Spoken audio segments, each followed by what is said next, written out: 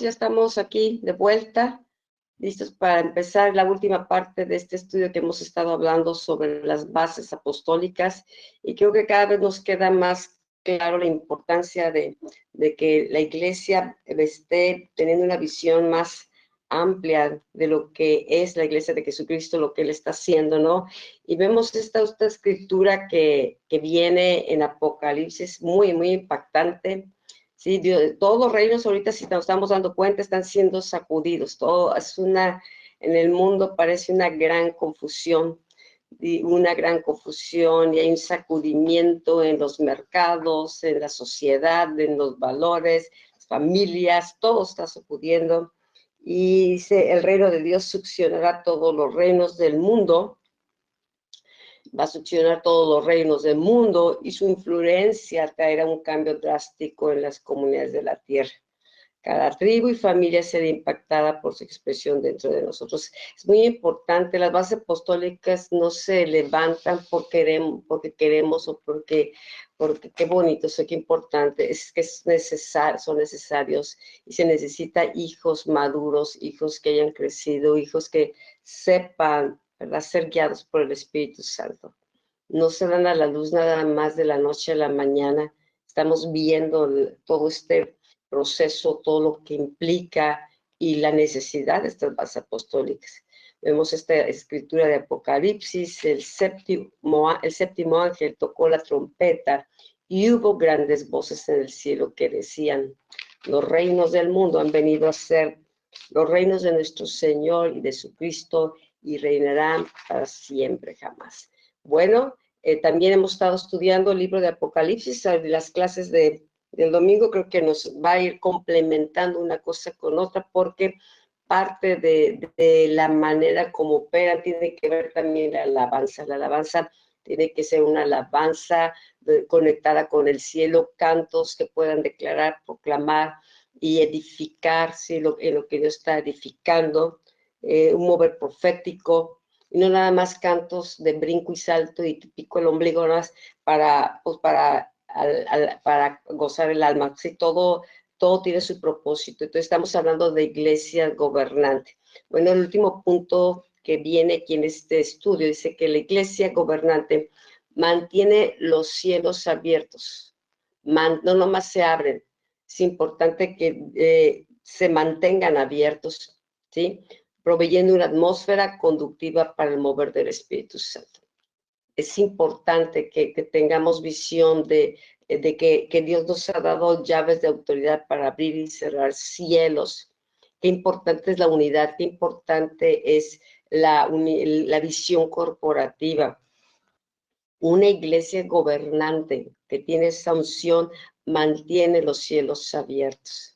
Y esto ayuda a proveer una atmósfera que sea conductiva para que haya un mover del Espíritu Santo, no solamente dentro de la iglesia y que la gente sea tocada y la gente, ¿verdad?, sea muy bendecida, sino para que el Espíritu Santo también se pueda mover en esa zona o en esa región. Estas iglesias están llamadas a abrir los cielos con su caminar y fe, para que las generaciones que vienen puedan ser impactadas por su devoción a Dios y estatura en el Espíritu. Se necesitan iglesias maduras, iglesias de estatura, iglesias que edifiquen con revelación, que lo que se haga en esta dimensión, porque no es con ejército, no es con fuerza, es con el Espíritu de Dios, no es con buenas intenciones y programas, es en el Espíritu. Hay una lucha espiritual que se ha ido intensificando. Lo estamos viendo por todos lados. El mundo parece que no sabe a dónde va. La iglesia tiene que tener visión, tiene que tener dirección, se necesita que la iglesia sea una voz que traiga dirección y que manifieste el camino. Aquí vemos, dice, cuando Abraham edificó el altar en Betel y clamó al nombre del Señor, abrió los cielos. Entonces, ángeles descendieron del cielo y empezaron a vigilar la tierra. Ahora vemos 2 generaciones después a Jacob, su nieto. Su nieto. Entonces, como Jacob entra en Betel y es detenido, ¿sí? Por una presencia de ese lugar, se queda dormido, está cansado, está huyendo, ¿sí? De Saúl, y entonces se queda dormido, y ahí la presencia de Dios se manifiesta. Él tuvo esta visión, este sueño, donde ve ángeles ascender y descender, ¿sí? Ángeles que subían, descendían. ¿Por qué subían? Porque ya estaban abajo, su abuelo había abierto los cielos y los ángeles habían descendido. Y ahora cuando el nieto tiene este sueño, ve ángeles subiendo y descendiendo. El Señor le estaba revelando que ya estaban aquí en la tierra antes de que él llegara a Betel. Entonces, ¿por qué? Porque el abuelo abrió los cielos. Y por eso él dice, se queda impresionado, porque dice, no es otra cosa sino casa de Dios, puerta del cielo, una puerta al cielo que estaba abierta, una puerta que generaciones antes fue abierta. Por eso lo que estamos haciendo no nomás es para bendecirlos, por lo que Dios nos está preparando, lo que Dios nos está enseñando, lo que significa ser una iglesia gobernante, nos impulsa a creer que Dios quiere abrir los cielos, que podemos abrir los cielos por medio de la obediencia, por medio de la fe, por medio de la adoración, por ese medio de ese caminar en armonía y en comunión con el Espíritu de Dios. ¿Para qué? Para que el Espíritu pueda moverse. Y, no sé, y lo que nosotros hacemos, hay pozos, por ejemplo, que se abren, hay portales que se abren, que para otros después es mucho más fácil, ¿sí? Ser tocados por Dios o poder percibir la presencia por el trabajo que otras generaciones hicieron, ¿sí?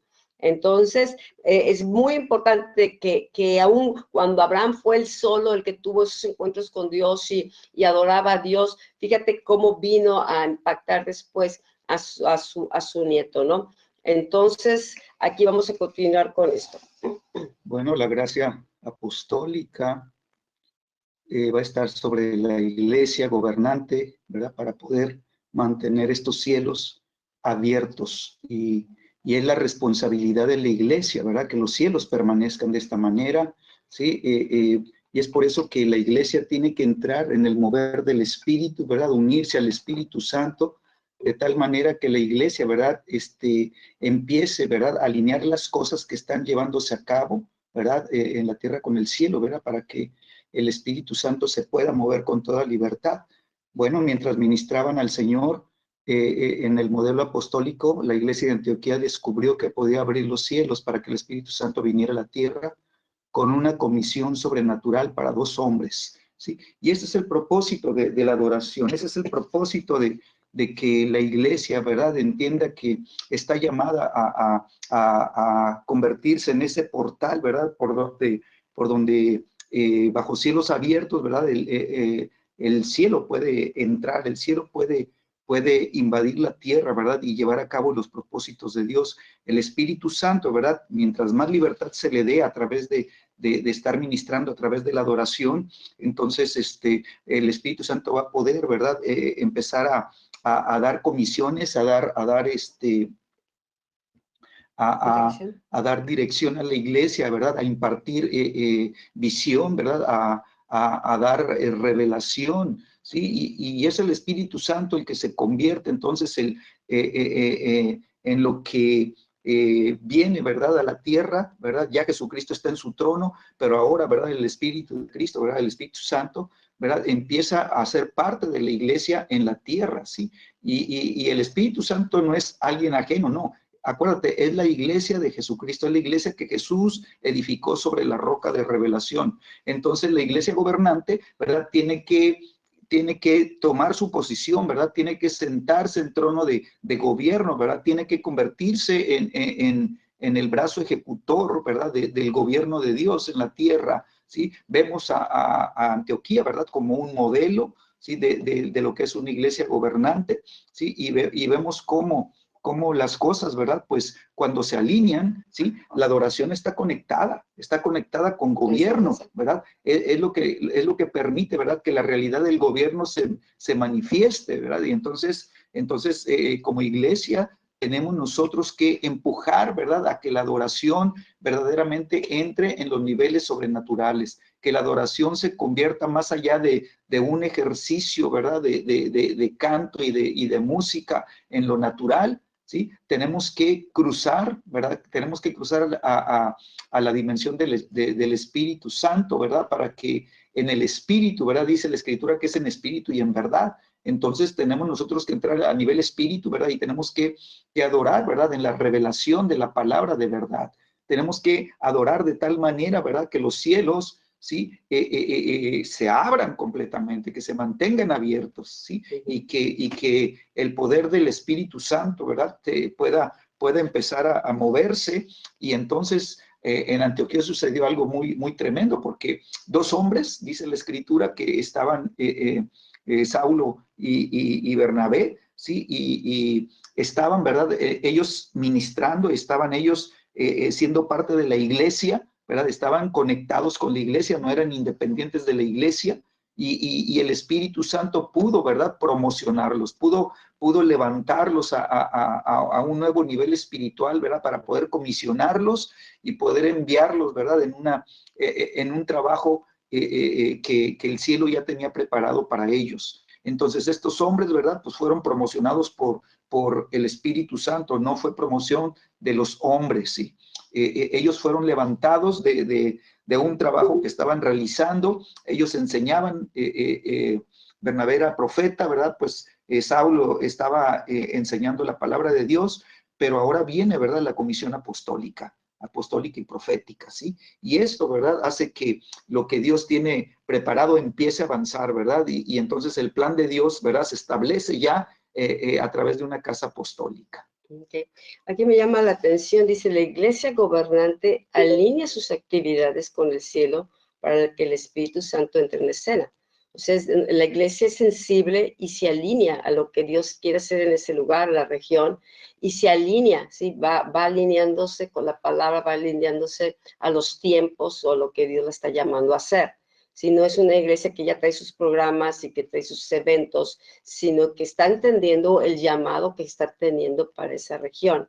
Y me llama la atención, hemos estado viendo a través del estudio de la alabanza, cómo Dios se entroniza en medio de la alabanza de su pueblo. Nos estaba hablando la palabra como en los tronos son los lugares donde gobiernan los reyes o los mandatarios, ejercen autoridad desde ahí, desde esa posición se hacen decretos, desde esa posición se dan las comisiones o los reconocimientos desde el trono.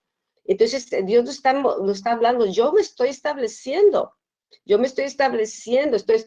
mi trono. ¿Para qué viene su trono? Pues para reinar, para gobernar, y nosotros nos lleva a esa dimensión, nos está alineando Dios, la alabanza en Agua Viva, Dios la está alineando para que entre en esta dimensión profética, esta dimensión de autoridad y gobierno, ¿verdad? Donde podremos abrir los cielos y mantenerlos abiertos. Pero es importante cuidar el ambiente, cuidar el corazón, cuidar que no entre el orgullo, cuidar que no entren, ¿verdad?, malos entendidos, porque eso cierra los cielos, pues. Entonces, pero el Espíritu Santo se quiere manifestar, ¿sí? Él es el que edifica la iglesia, Él es el que dirige la iglesia y nos va alineando a la cabeza. ¿Para qué? Para que la voluntad de Dios se cumpla en la tierra. Vemos, Jesús es quien nos guía a la batalla, no es el enemigo. Mucha gente se deja llevar porque el enemigo le mueve aquí y luego le mueve por allá y allá anda, persigue. Jesús nos va a guiar a la batalla cuando sea necesario. Dice, la mayoría de las iglesias carismáticas, viendo lo que sucedió en Hechos 16, dice, aconteció que mientras íbamos a la oración, nos salió al encuentro una muchacha que tenía espíritu de adivinación, la cual daba gran ganancia a sus amos. Y esta, siguiendo a Pablo y a nosotros, daba voces diciendo, estos hombres son siervos del Dios Altísimo, quienes os anuncian el camino de salvación. Y esto lo hacía por muchos días, más desagradando a Pablo. Este se volvió y dijo al espíritu, te mando en el nombre de Jesucristo, que salgas de ella, y salió en aquella misma hora. Esta situación no fue el primer día, 2 días, 3 días, Y ella no estaba diciendo mentiras, estaba diciendo verdades, pero la fuente por la cual esta mujercita joven se movía era un espíritu de adivinación, ¿sí? Entonces ellos iban a la oración y este espíritu de adivinación tal vez quería traer adulación, quería ganarlos, ¿verdad? Para que la gente los siguiera, pero ella quería ganar mayor reconocimiento, porque era un espíritu de adivinación que le estaba generando pues mucho dinero a los que la manejaban, los que la llevaban.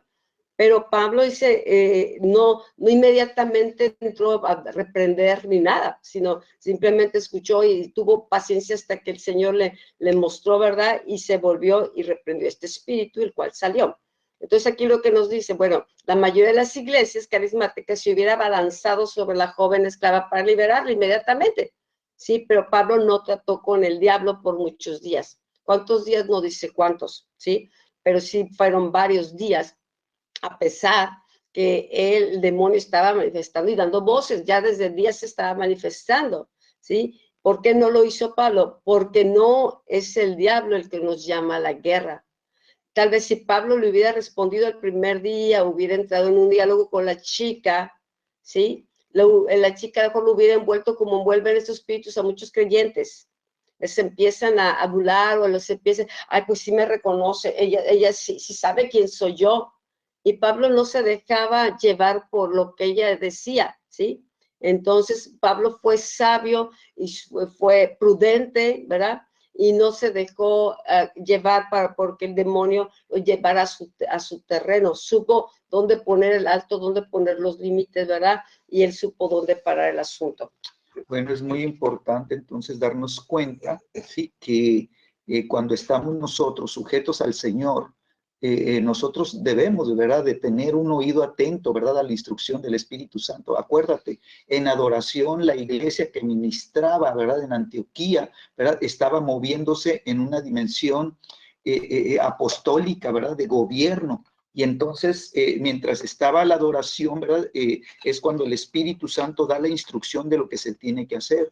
Bueno, tú y yo sabemos, ¿verdad?, que Jesucristo ya ganó todas las batallas, ¿sí? Entonces nosotros podemos pensar, ¿verdad? Nosotros podemos tener el sentir en el corazón de que todas las batallas ya están ganadas. ¿Por qué? Porque Jesucristo ya las ganó. Entonces, el Señor, ¿verdad?, el Señor de las victorias, es el que tiene que guiar nuestras vidas, ¿sí? Así que nosotros, ¿verdad?, no entramos en guerra, no entramos en guerra espiritual, a menos que el Señor nos dirija a hacer guerra espiritual, ¿sí? El diablo, ¿verdad?, va a incitar. ¿Por qué? Porque cuando la gente no está sujeta al Espíritu Santo, ¿sí?, cuando la gente no está bajo la dirección del Espíritu Santo, no está guiada por el Espíritu Santo, el enemigo fácilmente, ¿verdad?, descarrila a los cristianos, aún aquellos que se sienten fuertes, ¿sí? Y lo hemos visto, ¿verdad?, cristianos que andaban fuera de sujeción, ¿verdad?, y andan ahí alborotados en la guerra espiritual, y más adelante los vemos con problemas, más adelante los vemos con opresiones, más adelante los vemos con situaciones, ¿verdad?, de crisis, ¿verdad?, en donde el diablo, ¿verdad?, por causa, ¿verdad?, de no estar, de esa vida no estar sujeta a Dios, ¿sí? Entonces el enemigo sabe cómo meter yugos de opresión, ¿verdad?, y sabe cómo tronar esa vida espiritual, ¿sí? Entonces, si el Señor no te dice adelante, ¿verdad?, entonces nosotros permanecemos donde Dios nos tiene, ¿sí? Y esto significa, ¿verdad?, que nuestro corazón ha entendido que nosotros solamente somos soldados del ejército, ¿verdad? Él es Jehová de los ejércitos, Él es el Señor de las huestes, ¿sí? Él es el Señor de los ejércitos del Dios vivo, ¿sí? Y Él es el que nos debe de dar la guianza a la batalla. El enemigo, te vuelvo a repetir, te va a querer incitar, te va a querer, ¿verdad?, provocar a que tú respondas, ¿verdad? Y solamente, ¿verdad?, si tú no estás guiado por el Espíritu de Dios, lo que va a responder de ti es la carne, ¿sí? Entonces el enemigo se va a aprovechar de eso, ¿sí? Bueno, tú y yo estamos llamados a afectar la esfera espiritual, ¿sí? El territorio donde Dios nos tiene, el territorio donde Dios nos da autoridad, ¿sí? Ahí es el campo de acción, y nosotros, ¿verdad?, en ese territorio nosotros somos los que tenemos que cambiar la atmósfera del lugar, ¿sí? Somos los que tenemos la autoridad para establecer, ¿verdad?, una atmósfera espiritual que permita que el Espíritu Santo se mueva con toda libertad, ¿sí? Dice aquí, coordinarnos con los cielos no solo requieren de sensibilidad, pero también profundidad y madurez espiritual, ¿sí? Entonces, tenemos que movernos de acuerdo a lo que el Espíritu Santo está haciendo, ¿sí? Acuérdate, Jesucristo dijo, ¿verdad?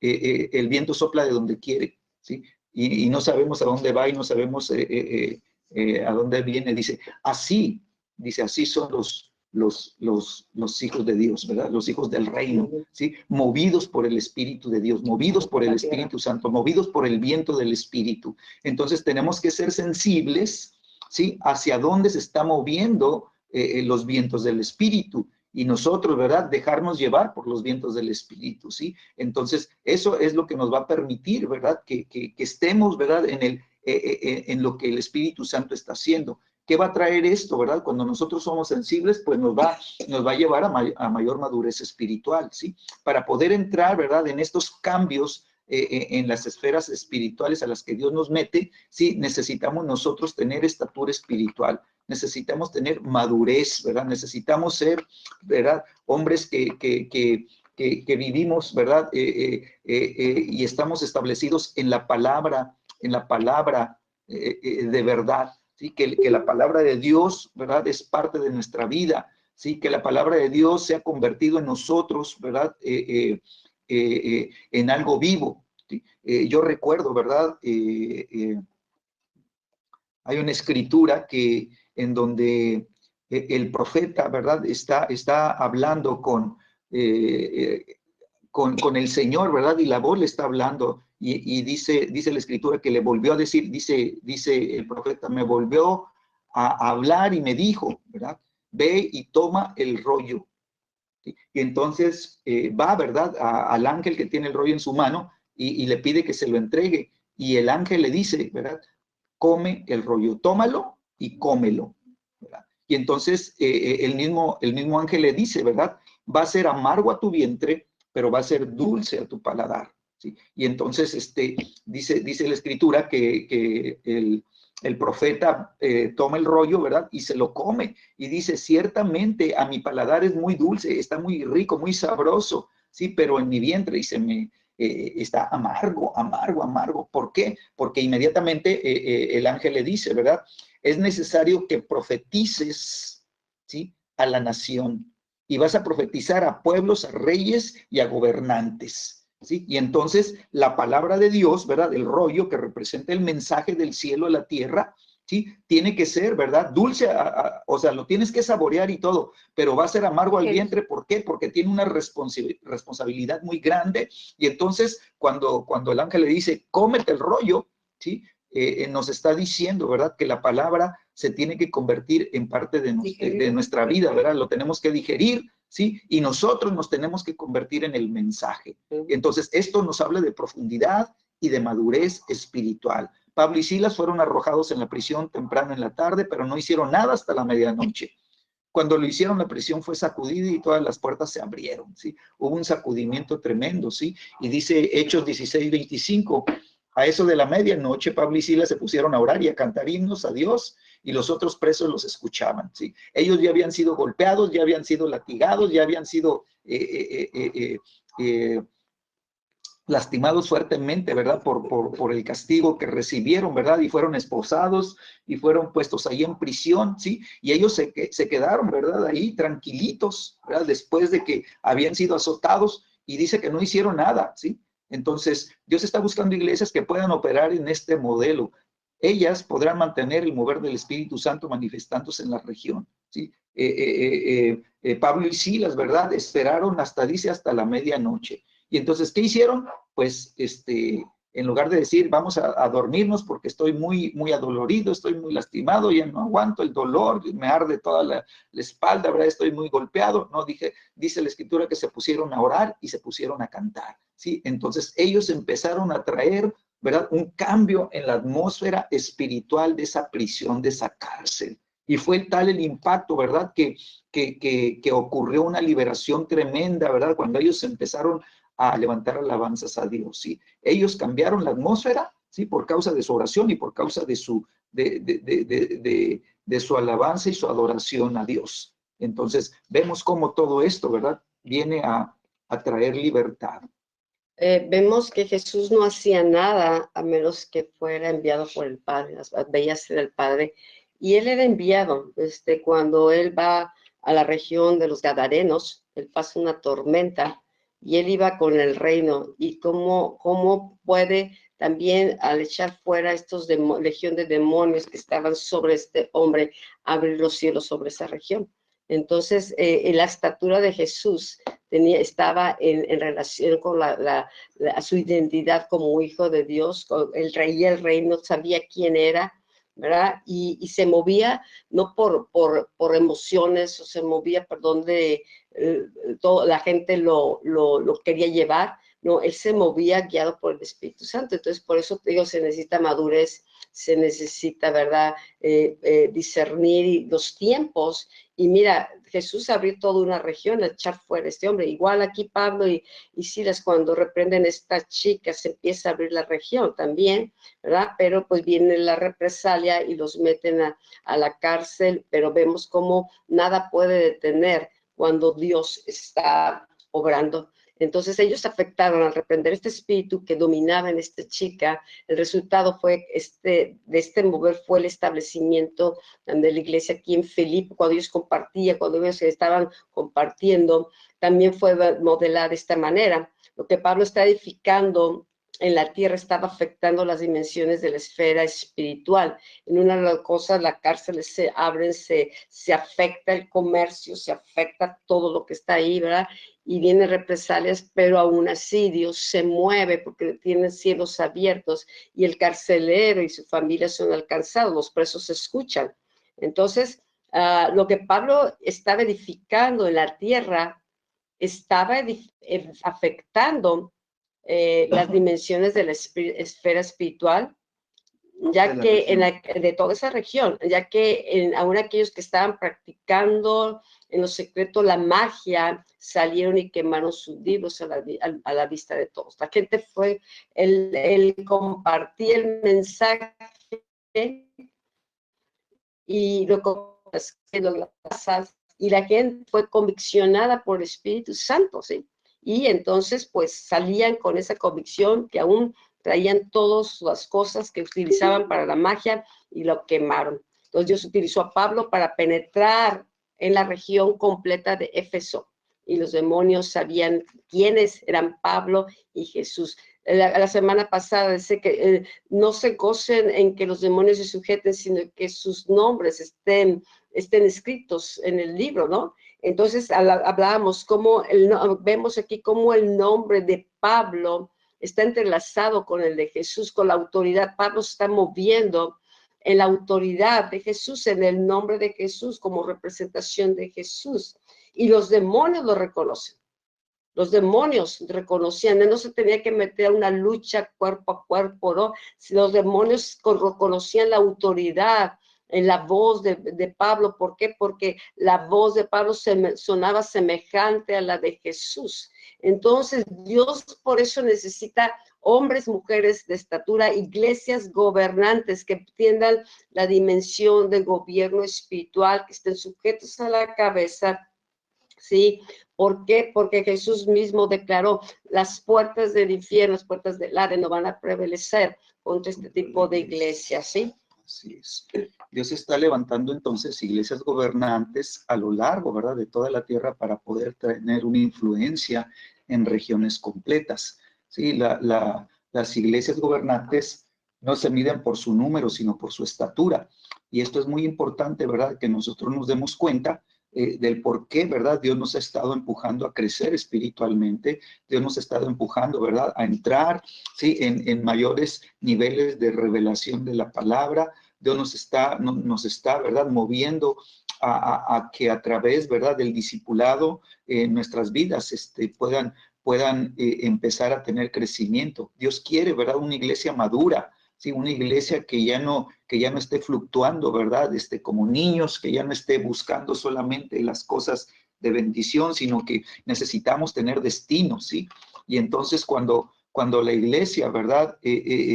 Empieza a cambiar, ¿verdad? De una iglesia carismática a una iglesia gobernante, bueno, entonces va a empezar a haber una influencia en la región donde estamos establecidos, ¿sí? Estas iglesias gobernantes son hechas de guerra de Dios para ejecutar venganza.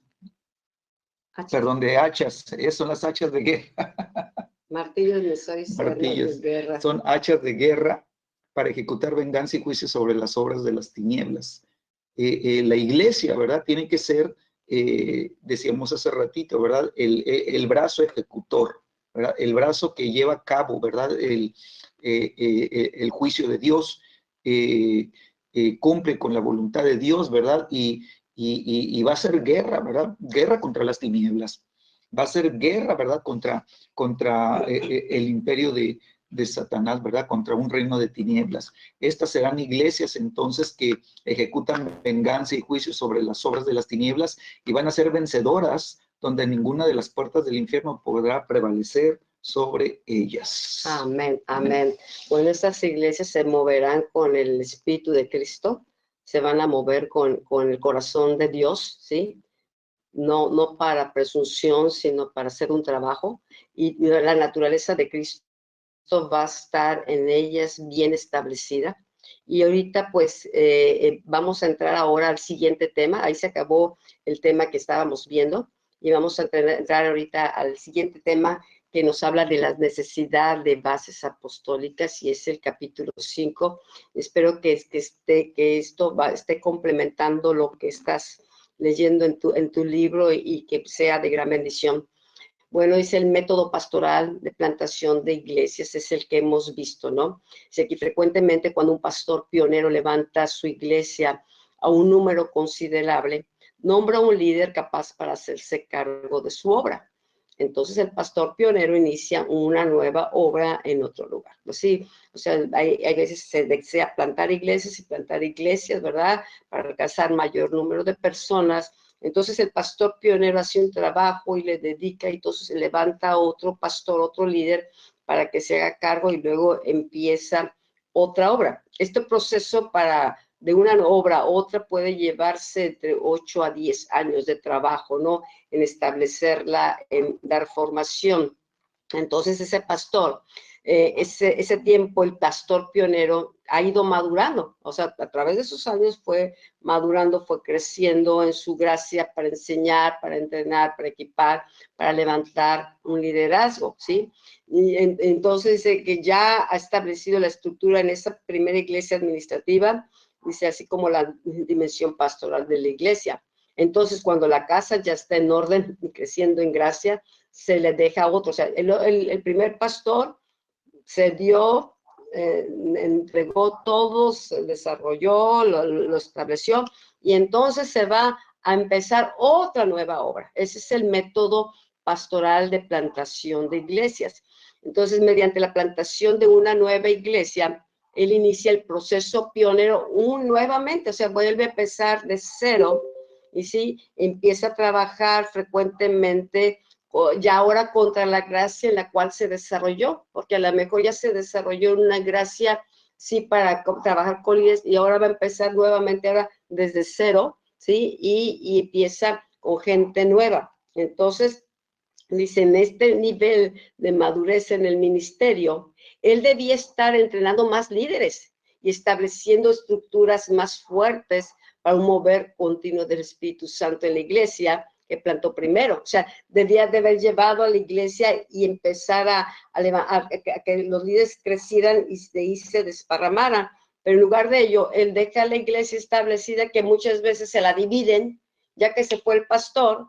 El que sigue, pues dice, no, pues vamos a cambiar, está sucediendo esto en Guatemala, o me gustó el modelo de acá, toman otro modelo, y todo lo que el pastor invirtió, todo lo que el líder pionero elaboró, se echa por la borda, ¿verdad? Porque ahora viene el otro líder como y entonces se empieza. Y este líder ya lleva 10 años trabajando, y no logra levantar un liderazgo completo, simplemente uno que se haga cargo de de la iglesia, que sepa barrer, limpiar y poner las cosas, atender a la gente, administrar a la gente, ¿verdad? Y entonces ya aprendió, y entonces se va este pastor a levantar otra, que muchas veces dice que va a ir en contra de la gracia en la cual creció. Ya se desarrolló más madurez, pero otra vez vete como al kinder a seguir trabajando con nuevos bebés. Entonces vuelve al punto de hacer visitas para alcanzar almas para el reino, para su nueva iglesia. Es volver a empezar.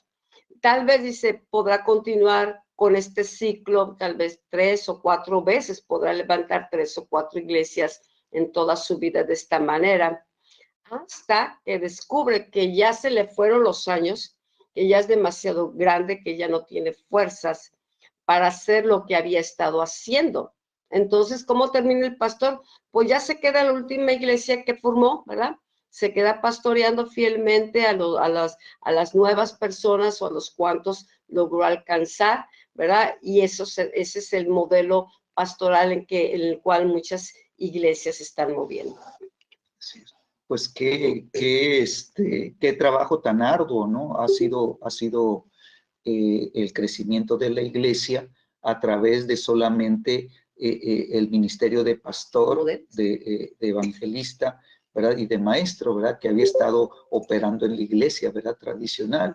Entonces, este método de plantación de iglesias, ¿verdad? En este mover, pues ha sido un punto de empuje, ¿verdad? Un punto de desgaste aún de la vida, ¿verdad? Ahí trabajar con personas, acuérdate que es una de las tareas más arduas y más estresantes que hay, ¿no? Y entonces se necesita, ¿verdad? Pues la sabiduría. Ahora, ¿qué se requiere? Pues entrenar un liderazgo, establecer una estructura, ¿verdad? Y fortalecer a la iglesia. Pero cuando no hay el entendimiento de cómo hacerlo, ¿verdad? Y se trabaja, ¿verdad? En lo que ya fue enseñada a la iglesia desde tiempos anteriores, ¿verdad? Y aún a través de denominaciones, pues se alcanza este punto, ¿no? En donde la vida se desgasta y lo que se cubre, pues no es lo que uno hubiera deseado, ¿no? O anhelado.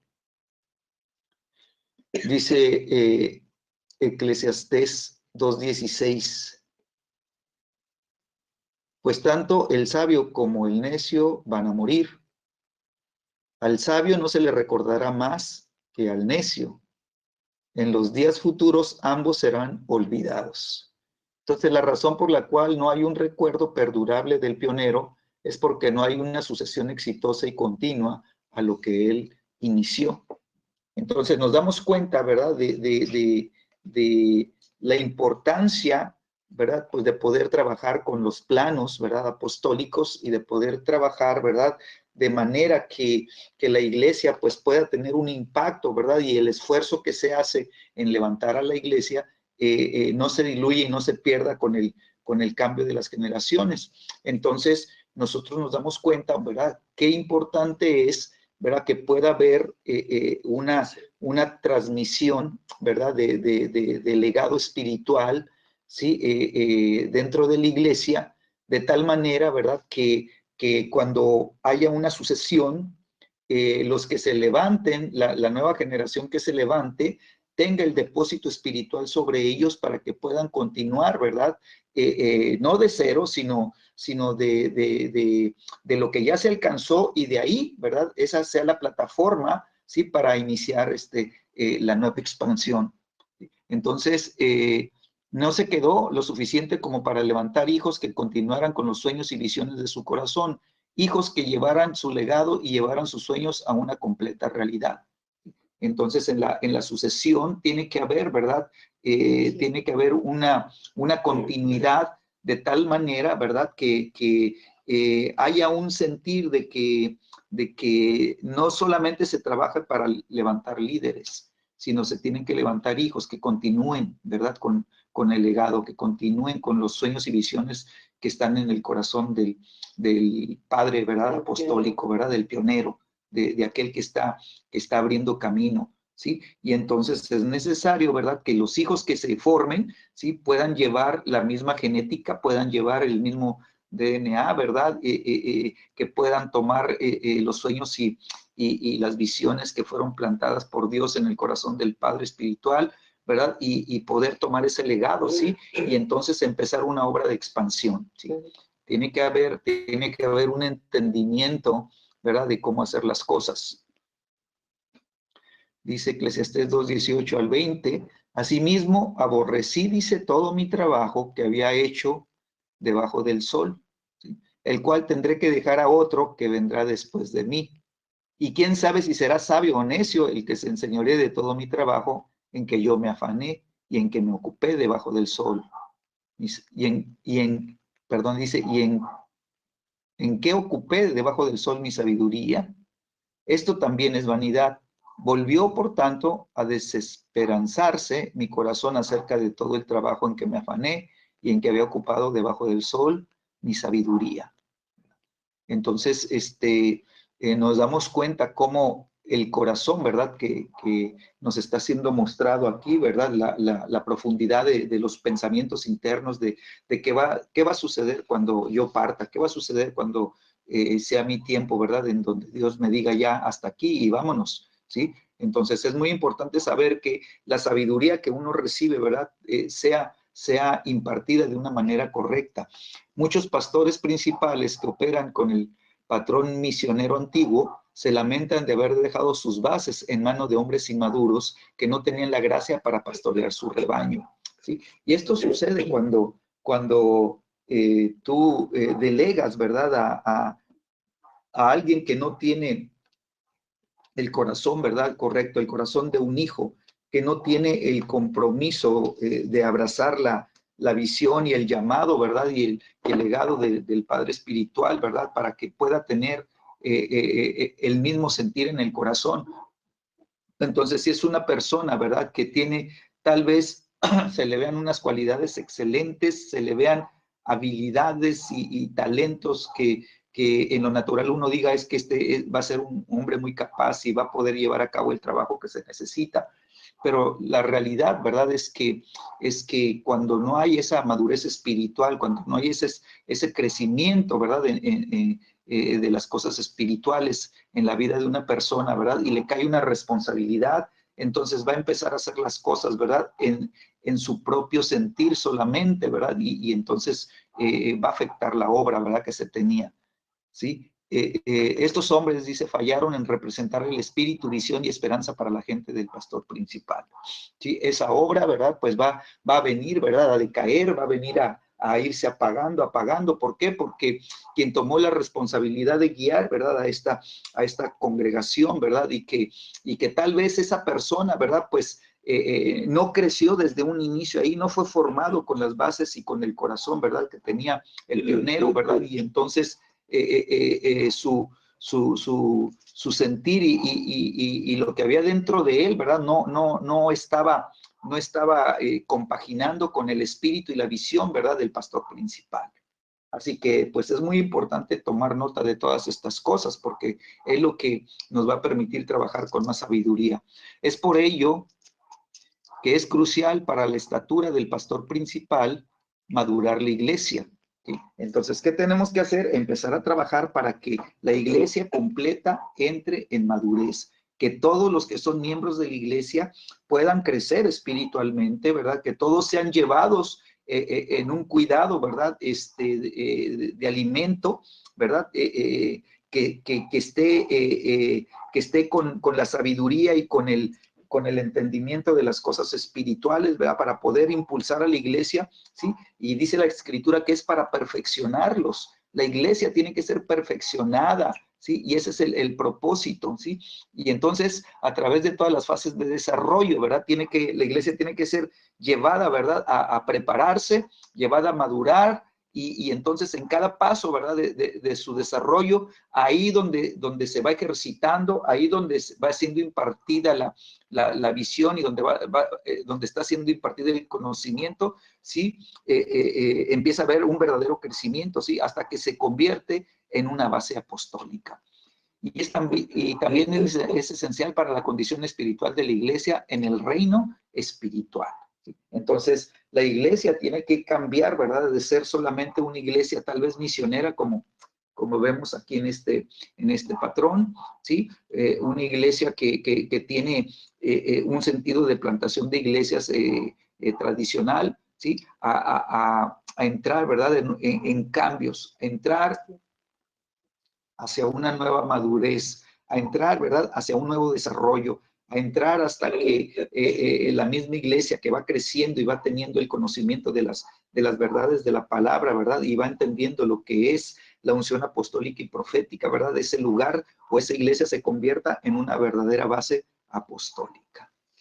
Ok, bueno, pues vemos la importancia de todo esto. La iglesia de Antioquía es una poderosa ejemplo de lo que es una base apostólica, representa el patrón apostólico para establecer una base a través de la cual podemos alcanzar la región. El modelo es Antioquía, por eso constantemente se está refiriendo estos estudios, ¿no? Porque es la primera iglesia que se levantó como base fuera de Jerusalén. Antes estaban en Jerusalén los apóstoles con Jesús, pero Pablo, cuando ya empiezan a salir, ese se empezó a establecer. Y yo recuerdo que hace varios años vino Hope Taylor y estábamos con los pastores de La Paz y hablaba de la iglesia de Antioquía y Dios ya nos estaba hablando acerca de este modelo, ¿no? Y Dios quiere que veamos, que no nos veamos... Dios está trabajando contra esa mentalidad individualista dentro de las iglesias, o que nos veamos como un cuerpo, como piedras vivas, ¿sí? Como ver también no solamente qué quiere hacer Dios dentro de la iglesia, qué quiere hacer Dios dentro de la ciudad o de la región, para que podamos ser el hombre más fuerte de la ciudad y de la región, ¿sí?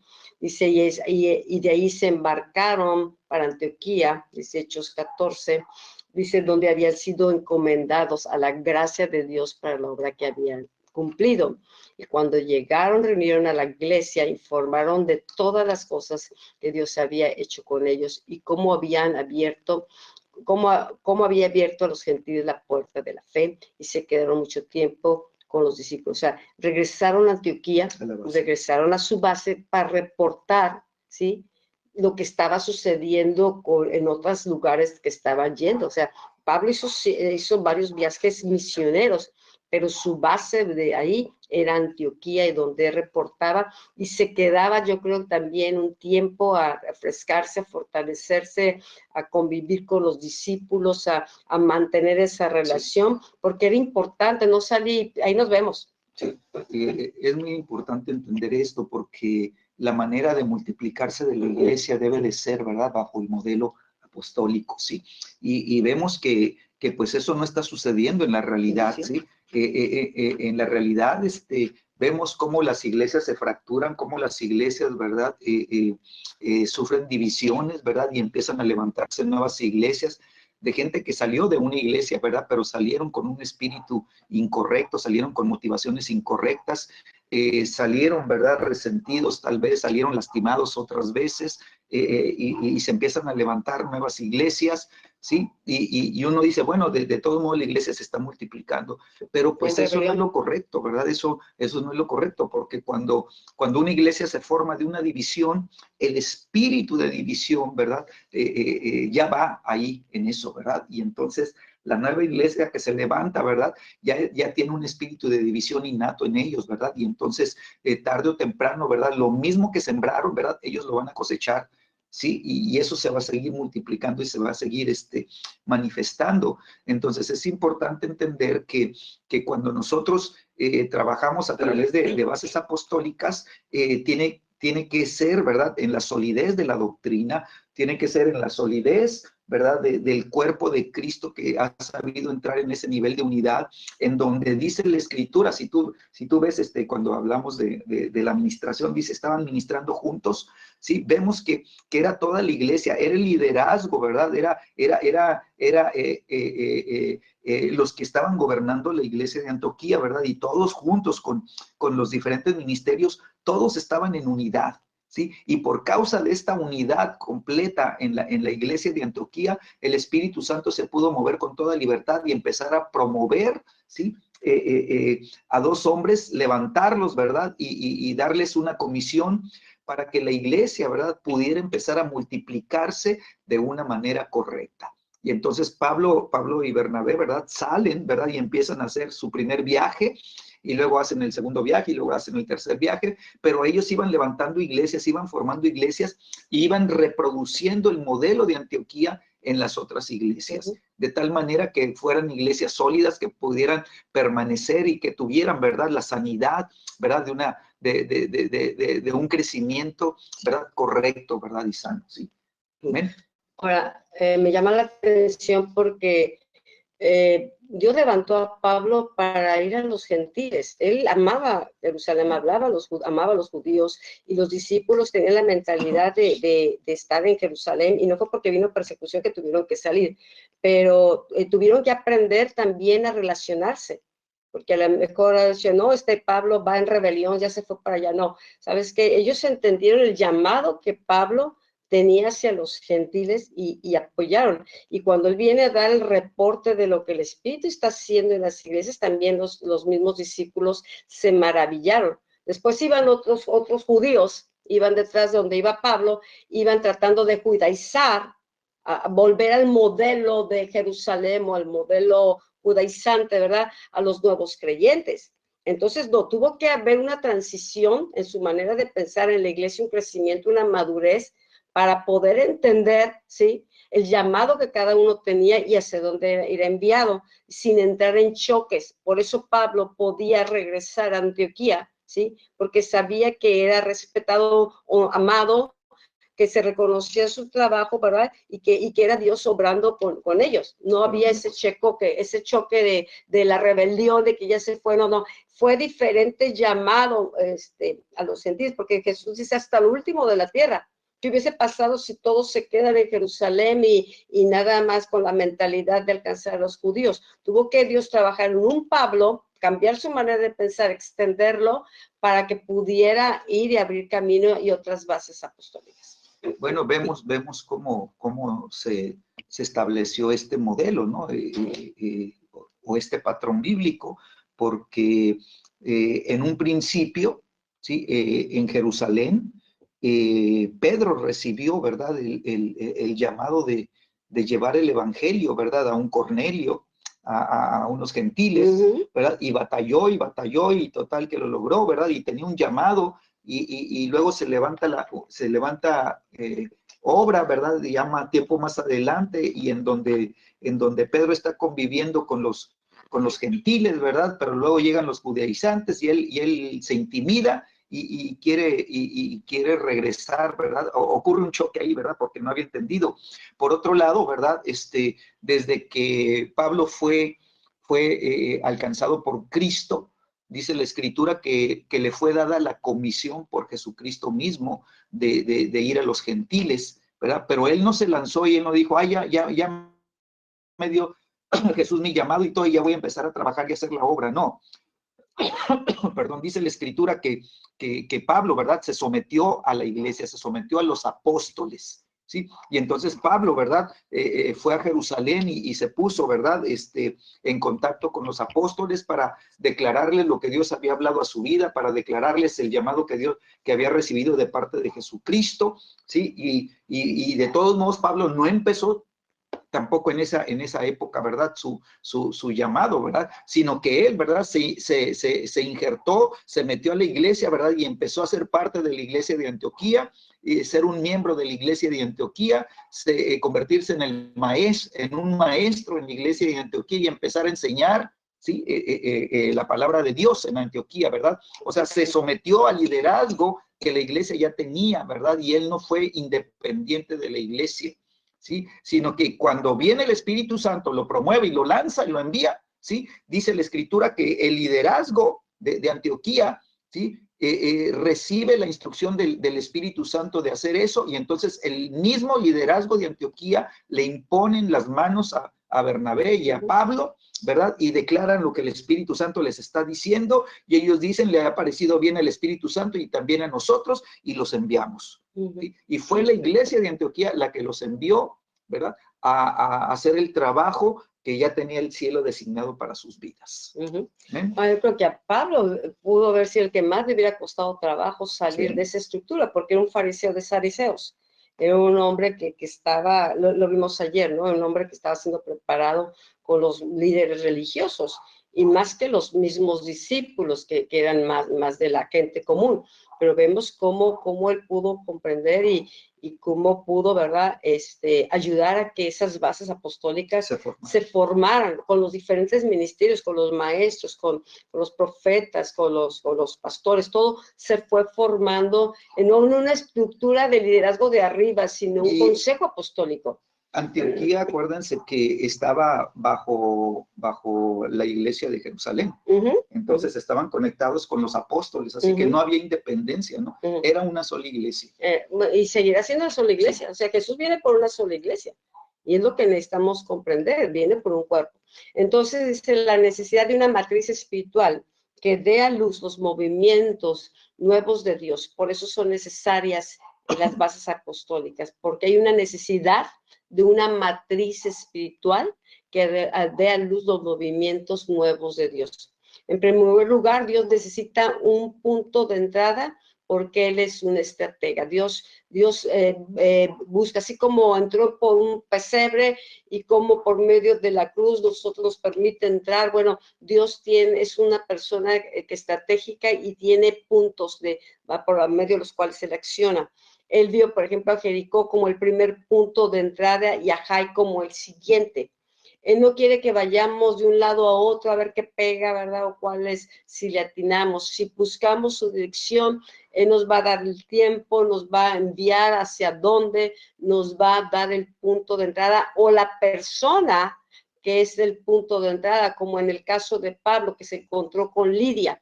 Lidia fue esa puerta, fue la persona que Dios tenía en esa región, ¿verdad? A través de la cual pudo entrar Pablo. Entonces vemos también, Dios siendo estrategia, vemos a David escogió las ciudades principales para establecer su gobierno en la región. Entonces no nada más es cualquier punto, Dios va a traer dirección. Jesús envió a sus apóstoles a las ciudades a las que él iría, iban preparando el camino. Entonces ellos tenían que ser guiados hacia donde el Señor los estaba enviando, ¿no? Aquí vemos. Bueno, qué importante, ¿verdad? Es entender que una base apostólica tiene que ser estratégica para la región, ¿sí? Y de esta manera, ¿verdad? El Espíritu Santo, ¿verdad? Va a utilizar a la iglesia, ¿sí? Para proveer, ¿verdad?, los puntos de entrada, los puntos en donde es necesario, ¿verdad?, que la iglesia camine, ¿sí? Dice 2 de Samuel 8, capítulo 8, versículo 1, después de esto sucedió que David derrotó a los filisteos y los sometió, y David tomó el mando de la ciudad principal de manos de los filisteos, ¿sí? Entonces, aún en la guerra, en la estrategia de guerra, ¿verdad?, fue tomar, ¿verdad?, la ciudad principal de los filisteos para someter toda la fuerza y todo el poderío de los filisteos. Lucas 10:1, después de estas cosas, designó el Señor también a otros 70, quienes envió de 2 en 2, delante de él a toda ciudad y lugar donde él había de ir, ¿sí? Entonces vemos cómo Jesucristo, ¿verdad?, pues estaba siendo estratégico también y estaba tomando, ¿verdad?, a todo este equipo, ¿verdad? Ahora ya era un equipo grande, ya eran 70, ¿sí? Y siguió él con su estrategia inicial, ¿verdad?, de enviarlos de 2 en 2. Entonces, ahora, ¿verdad?, era un equipo mayor, ¿verdad? Y entonces iba a poder cubrir mayor cantidad de ciudades, ¿sí? Y a donde él quería ir, ¿verdad?, ahí a esa ciudad enviaba a 2 de ellos, ¿verdad?, para prepararles el camino al Señor, para prepararles el lugar donde él había de llegar y todo, y empezar, ¿verdad?, a hacer su obra, ¿sí? Entonces, el Señor escogía las ciudades, él escogía la región donde iba a trabajar, ¿verdad? Él fue estratégico. Acuérdense que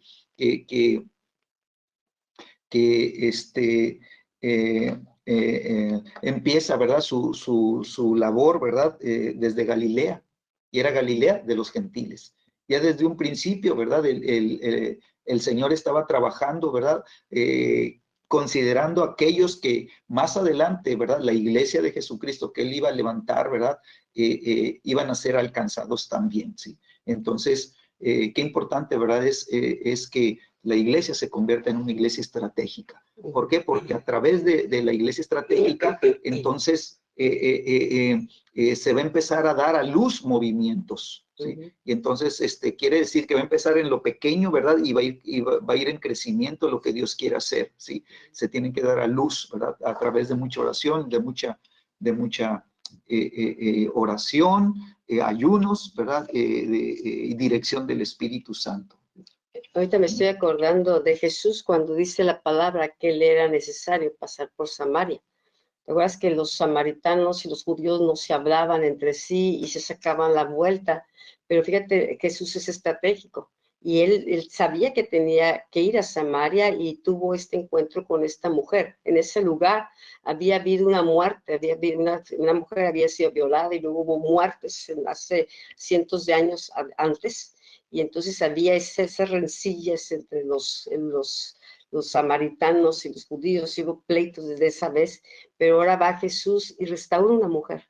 Está esta mujer que es desechada, que lleva 5 maridos, y Jesús va y le habla con ella y le revela la adoración, y ella dice, me parece que eres profeta. Y mira cómo esta mujer dejó hasta su cántaro, ¿verdad? Y recibió la palabra de Jesús, él la vio con ojos diferentes, y entonces no la recriminó, sabía lo que había hecho, no la recriminó, la estaba restaurando. Y entonces esta mujer fue la que primero levantó la voz y llamó a todos, vengan a ver, la que no hablaba con nadie, venga, fue restaurada. Y estratégicamente, ¿verdad? Jesús estaba restaurando esa región, estaba abriendo esa región para el evangelio. Entonces, Dios no se mueve nomás por y tiene las personas por las que pueden ser las puertas. Y ahorita me acordaba una palabra profética hace muchos años que decía, sus padres dieron a luz pastores y ustedes van a dar a luz profetas y apóstoles. Entonces, qué tremendo que es lo que Dios ve por delante, y yo creo que en esos tiempos, ¿verdad? Estamos aprendiendo a lo que era lo apostólico, estábamos dando pininos y ha sido un camino, un proceso largo, pero sé que Dios, ¿verdad? Nos ha estado preparando para ayudar a otros a que se desaten en estas dimensiones, ¿sí?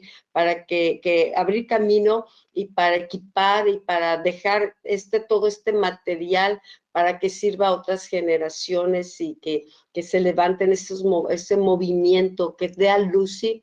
Dar a luz una generación apostólica y profética que Dios está levantando para estos tiempos. Entonces, date cuenta cómo es importante, ¿verdad?, tener esta visión de bases apostólicas, porque la manera de conquistar territorios, ¿verdad?, tiene que ser estratégica, ¿sí? En el mover que veíamos anteriormente, ¿verdad?, el tradicional de plantación de iglesias, sí, pues tiene su trabajo y tiene su labor, y es una labor ardua, ¿sí? Ir y hacer campañas evangelísticas en un territorio para tratar de levantar ahí una iglesia, ¿verdad? Es una labor también muy intensa, muy pesada y todo, y a veces es difícil, ¿verdad? Y no rinde el fruto que uno quisiera, ¿sí? La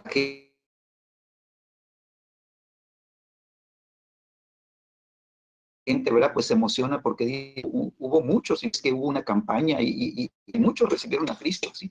Pero de todos esos que recibieron a Cristo, pues no quedaron en las iglesias, ¿verdad? Siguieron sus vidas normales y todo. Entonces, cuando hay una estrategia apostólica, ¿verdad? Para la toma de una región, de una colonia, ¿verdad? O de un sector de la ciudad, ¿sí? Entonces se tiene que hacer, ¿verdad? Con las estrategias correctas, con las estrategias de guerra, ¿verdad? Bajo la dirección, ¿verdad? Del fluir profético, ¿sí? De empezar a tomar el lugar primero, ¿verdad? En oración, ¿verdad? En intercesión, y establecer una cubierta de protección de empezar a limpiar los aires de esa zona, ¿verdad? De empezar a reprender toda obra del infierno y empezar a hacer un trabajo, ¿verdad? De tierra ahí que traiga limpieza al territorio, ¿sí? Para que luego puedan entrar los evangelistas, ¿verdad? Y ellos vayan con una cubierta, ¿verdad? Con una unción apostólica y profética sobre sus vidas, ¿sí? Y ellos empiecen a ver cómo pueden penetrar el territorio y cómo pueden empezar a tener victoria tras victoria tras victoria, ¿verdad? Y la operación, ¿verdad? De conquista sea más fácil, ¿no? Amén. Amén. Bueno, pues aquí dejamos el estudio, ya empezamos el capítulo 5 y vamos a continuar y pues gracias, esperamos que esto también siga siendo de mucha bendición y compártelo puedes compartir, las clases están en YouTube y si hay personas que consideres que Dios las ha estado inquietando en aprender y en estas áreas, pues puedan tomar la clase, pues les recomiendo desde la primera, porque pues si toman una aquí y allá, pues no, es importante, de verdad, que se vayan preparando. Pues que Dios les bendiga, buenas noches y nos vemos la próxima semana. Bye bye. Gracias, buenas noches. Buenas noches, gracias.